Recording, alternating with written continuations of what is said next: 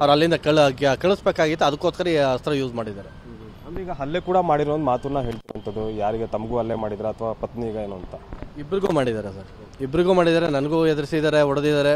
ಮತ್ತು ನನ್ನ ಹೆಂಡತಿ 3 ತಿಂಗಳು ಪ್ರೆಗ್ನೆಂಟು ಅಂತ ಹೇಳಿದ್ರು ಸಹಿತ ಹೊಟ್ಟೆಗೆಲ್ಲ ಒದ್ದು ಅವರಿಗೆ ಅಬಾರ್ಷನ್ ಆಗಿದೆ. ಅಷ್ಟೇ ತುಂಬ ಹಿಂಸೆ ಕೊಟ್ಟಿದ್ದಾರೆ ಸರ್.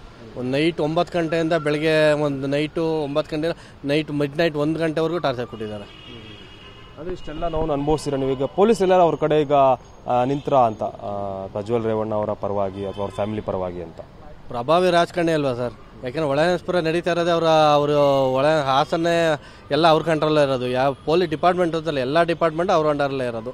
ಹಂಗಾಗಿ ಅವ್ರು ಕಿಡ್ನಾಪ್ ಮಾಡ್ಕೊಂಬಂದು ನಮ್ಮ ಮನೆಯವ್ರು ಕರ್ಕೊಂಬಂದಿರೋದೇ ಪೊಲೀಸ್ ವಿನಯ್ ಅಂತೇಳಿ PSI. ಬಟ್ ಯಾರು ರೂಲ್ಸ್ ಇದೆ ಗೊತ್ತಿಲ್ಲ. ನೈಟ್ 11 ಕರ್ಕೊಂಬರಕ್ಕೆ ಒಂದು ಹೆಣ್ಮಗಳನ್ನ ಕರ್ಕೊಂಬರಕ್ಕೆ ಯಾರು ರೂಲ್ಸ್ ಇದೆ ಗೊತ್ತಿಲ್ಲ.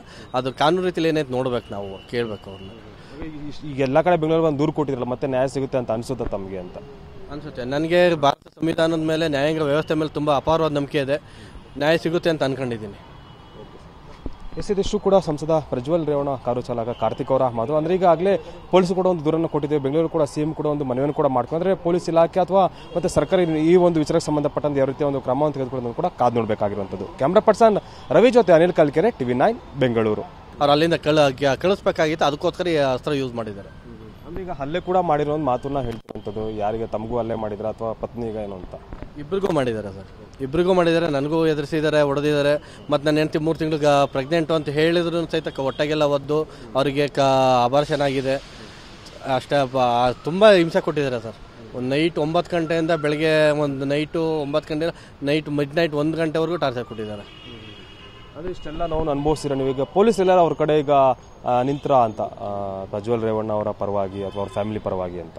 ಪ್ರಭಾವಿ ರಾಜಕಾರಣಿ ಅಲ್ವಾ ಸರ್, ಯಾಕೆಂದರೆ ಒಳನಸ್ಪುರ ನಡೀತಾ ಇರೋದೇ ಅವರು ಒಳ ಹಾಸನ್ನೇ ಎಲ್ಲ ಅವ್ರ ಕಂಟ್ರೋಲೇ ಇರೋದು. ಯಾವ ಪೊಲೀಸ್ ಡಿಪಾರ್ಟ್ಮೆಂಟ್ ಅಂತಲ್ಲ, ಎಲ್ಲ ಡಿಪಾರ್ಟ್ಮೆಂಟ್ ಅವ್ರ ಅಂಡರಲ್ಲೇ ಇರೋದು.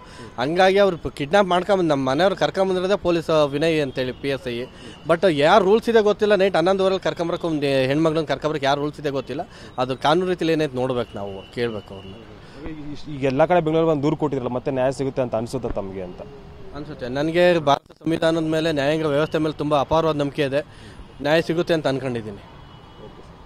ಇದಿಷ್ಟು ಕೂಡ ಸಂಸದ ಪ್ರಜ್ವಲ್ ರೇವಣ್ಣ ಕಾರು ಚಾಲಕ ಕಾರ್ತಿಕ್ ಅವರ ಮಾತು. ಅಂದರೆ ಈಗಾಗಲೇ ಪೊಲೀಸರು ಕೂಡ ಒಂದು ದೂರನ್ನು ಕೊಟ್ಟಿದ್ದೇವೆ. ಬೆಂಗಳೂರು ಕೂಡ CM ಕೂಡ ಒಂದು ಮನವಿಯನ್ನು ಕೂಡ ಮಾಡ್ಕೊಂಡ್ರೆ ಪೊಲೀಸ್ ಇಲಾಖೆ ಅಥವಾ ಮತ್ತೆ ಸರ್ಕಾರ ಈ ಒಂದು ವಿಚಾರಕ್ಕೆ ಸಂಬಂಧಪಟ್ಟಂತೆ ಯಾವ ರೀತಿಯ ಒಂದು ಕ್ರಮವನ್ನು ತೆಗೆದುಕೊಳ್ಳೋದು ಕೂಡ ಕಾದು ನೋಡಬೇಕಾಗಿರುವಂಥದ್ದು. ಕ್ಯಾಮ್ರಾ ಪರ್ಸನ್ ರವಿ ಜೊತೆ ಅನಿಲ್ ಕಲ್ಕೆರೆ, TV9 ಬೆಂಗಳೂರು.